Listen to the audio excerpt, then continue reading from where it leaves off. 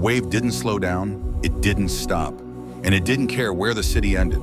In minutes, entire neighborhoods were gone. Not damaged, gone. After 2011, Japan didn't just rebuild, because rebuilding meant waiting, and waiting meant watching this happen again. So the country made a decision most places never would.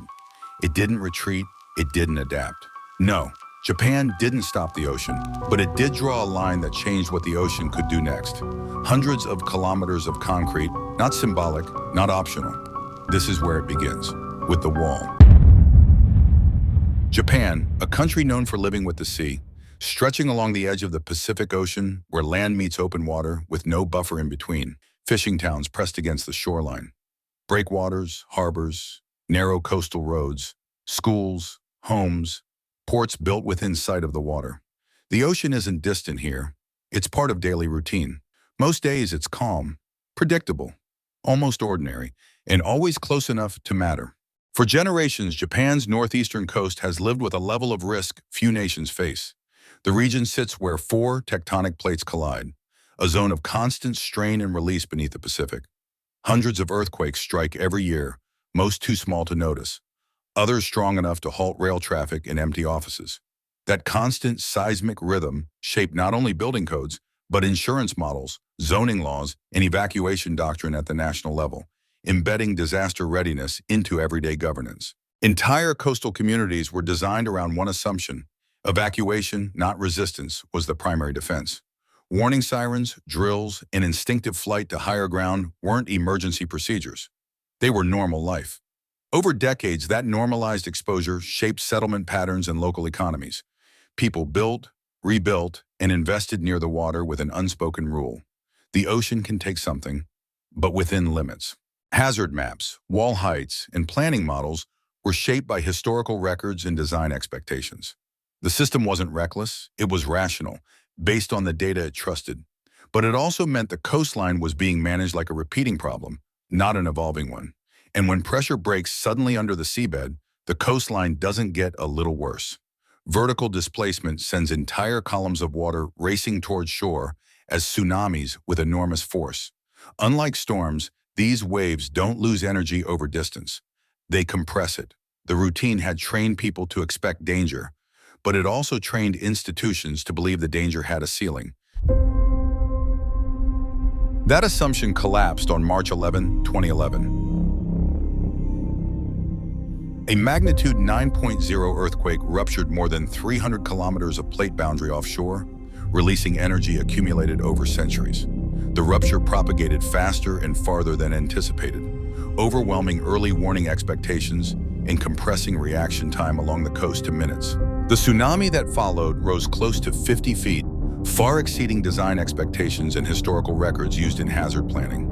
Entire neighborhoods disappeared, not gradually, but within minutes, leaving no margin for improvisation. More than 20,000 people died. Over 120,000 homes were destroyed. Ports, roads, and rail corridors were torn apart, severing supply chains across northeastern Japan and isolating entire prefectures from the national economy. Fishing fleets were lost. Fuel distribution stalled. Industrial output dropped sharply in the months that followed. And then the wave triggered the Fukushima nuclear disaster, turning a natural catastrophe into a national emergency that rippled through global energy markets and diplomatic relationships. It became clear that the earthquake initiated the crisis, but the tsunami delivered it. Existing seawalls, built for waves less than half that height, failed completely. Not because they were poorly built, but because the model behind them had been wrong.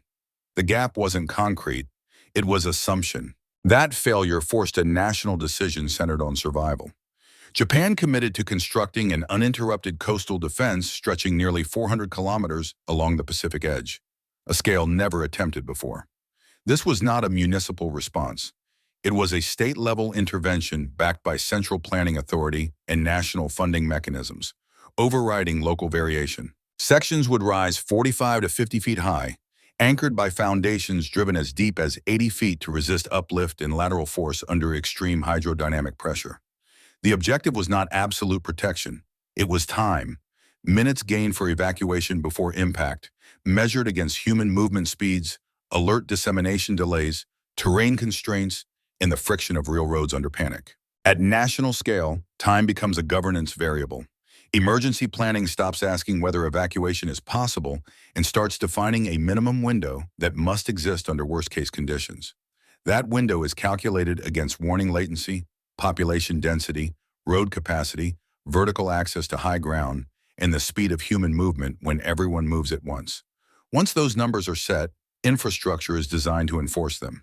The wall doesn't promise safety, it promises minutes, engineered minutes. So survival doesn't depend on perfect decisions made in perfect time. The investment exceeded $12 billion, spread across multiple fiscal cycles to stabilize funding and maintain political continuity across administrations. This financial commitment signaled that coastal defense had become a permanent national priority rather than a temporary recovery effort. The message was explicit. Tsunamis would return, the outcome of 2011 would not. That commitment translated into engineering reality through controlled experimentation.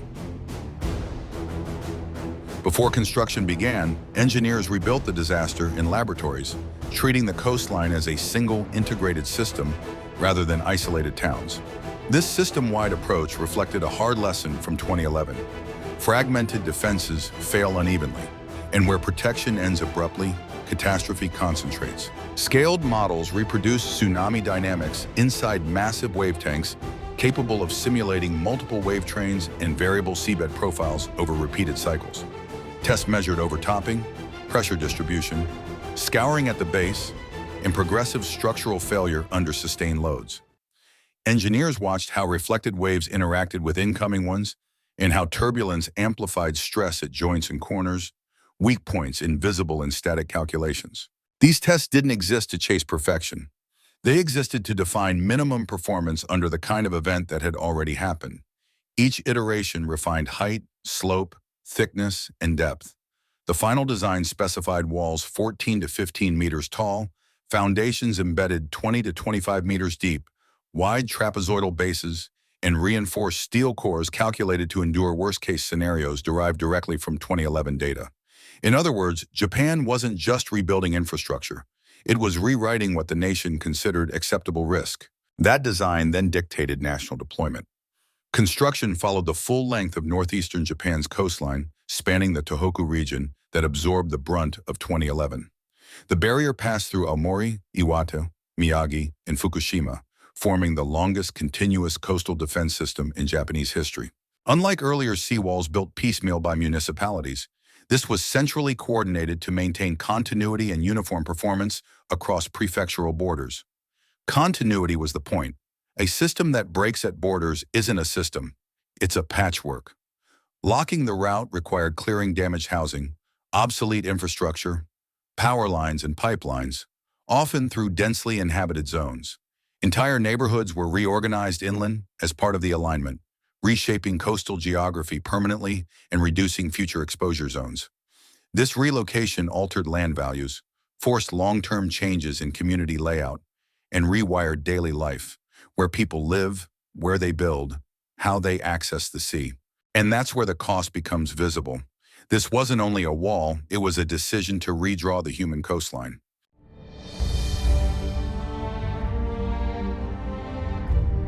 That expansion exposed the weakest variable, the ground itself. Much of the Tohoku coastline rests on loose, sandy soil formed by centuries of sediment deposition, incapable of supporting massive vertical loads without intervention. In some areas, liquefaction during 2011 had already proven how fast solid ground can behave like water. Engineers conducted extensive geotechnical surveys and stabilized terrain using deep concrete and steel piles, layered crushed stone, and compacted sand to redistribute stress across deeper strata. The requirement was absolute stability, not short-term strength, because failure would occur at the foundation long before the wall itself cracked. Excavation followed, with foundation pits reaching over 20 meters deep. Near-shore sections required temporary cofferdams to exclude seawater and control seepage under tidal pressure, adding logistical complexity and extending construction timelines. Base concrete was poured first, then reinforced with dense steel cages and wide footings engineered to resist sliding and overturning under wave impact and soil liquefaction. This is the part most people miss. At this scale, the wall isn't built on the coast. The coast is rebuilt to hold the wall. With foundations secured, the wall rose in segments, not as isolated objects, but as a continuous line designed to behave as one system under force. Workers assembled reinforced frameworks and poured concrete in stages, inspected for voids and microfractures, then physically tied each block into the next to avoid gaps that could fail under stress. On the ocean side, energy-dissipating tetrapods and armored blocks were stacked to fracture incoming waves before impact, converting a coherent wave front into chaotic turbulence that reduces peak force. Some sections incorporated step faces or splash reduction ledges to lower overtopping height and reduce landward flow velocity. On the landward side, drainage channels, soil backfill, and crushed rock controlled overflow and pressure buildup behind the wall. Many segments included inspection roads or pedestrian paths. In several towns, the wall doubled as a roadway, integrating defense into daily circulation rather than isolating it from civilian life. But continuity required controlled variation. Over nearly 400 kilometers, terrain, bathymetry, and soil conditions change constantly. Sharp headlands, river mouths, and urban harbors all impose different constraints, requiring localized recalculation of loads. Dimensions shift, but the logic stays fixed. Reinforced mass, armored faces, sealed joints, controlled access. Ports introduced another constraint: movement. In cities like Iwaki, seawalls had to close without stopping maritime traffic permanently or destroying fishing economies that operate daily and depend on open access. Engineers implemented two gate systems. One used top-down steel panels suspended between concrete towers, dropped by hydraulics when warnings are issued, sealing harbors within minutes. The other employed bottom-up gates resting on the seafloor, rising vertically during emergencies while remaining invisible during normal operations. These systems were integrated with national warning networks to minimize human decision delay. Both required corrosion-resistant steel, sealed hinges, redundant power supplies, and precision hydraulics capable of operating under sand, salt, and constant pressure, even after prolonged inactivity. This is where the wall stops being coastal defense and becomes operational governance, a piece of infrastructure designed not only to stand, but to respond on command. Completion transformed scale into permanence. The finished system became Japan's largest coastal defense ever built, visible from satellites and continuous along vast stretches of shoreline. Its presence fundamentally altered how the nation models coastal risk, shifting planning assumptions from evacuation only to layered defense. More than 30,000 engineers, construction workers, and geotechnical specialists participated. Heavy machinery operated continuously for 5 to 7 years, often simultaneously at dozens of sites. Hundreds of segments were built in parallel, each adapted to local ground conditions while maintaining system integrity. Simulations indicate the wall can reduce tsunami force by 30 to 50% and provide critical extra minutes for evacuation, enough to preserve tens of thousands of lives during a Level 1 event. Those simulations are now embedded into national emergency drills and response planning, shaping how agencies train, how communities practice, and how warnings are interpreted. In other words, the wall didn't just change the coast, it changed the behavior of the state. That outcome reshaped national resilience. Coastal roads, ports, and residential zones once erased are now structurally shielded, allowing economic activity to return under new constraints and longer planning horizons. Insurance premiums, evacuation zoning, and redevelopment policy shifted around the presence of the wall, embedding it into economic calculations at state and municipal levels. Once embedded like that, reversal becomes structurally difficult. Removing the wall wouldn't restore the coast. It would invalidate zoning maps, insurance frameworks, evacuation models, and redevelopment permits built around its existence. The coastline stops being managed as a place and starts being managed as a system. But the wall also altered coastal visibility, access to the sea, and local landscapes. The shoreline became something you live behind. In many areas, the sea becomes less present, physically blocked, psychologically distant. This generated debate about cost, aesthetics, and community separation. Those trade-offs were not accidents. They were the price of turning evacuation time into infrastructure. The wall cannot stop every tsunami. It was never designed to. Stretching across nearly 400 kilometers, It functions as Japan's final defensive layer. Not a guarantee of safety, but a commitment to preparation over hope. The structure stands because the alternative is to accept repetition, and once a country chooses not to repeat disaster, it also accepts something else. That the coastline, the policies, and the risks are now permanently shaped by that decision. The wall is in place, the system depends on it. Whether it is enough will be answered only by the next wave.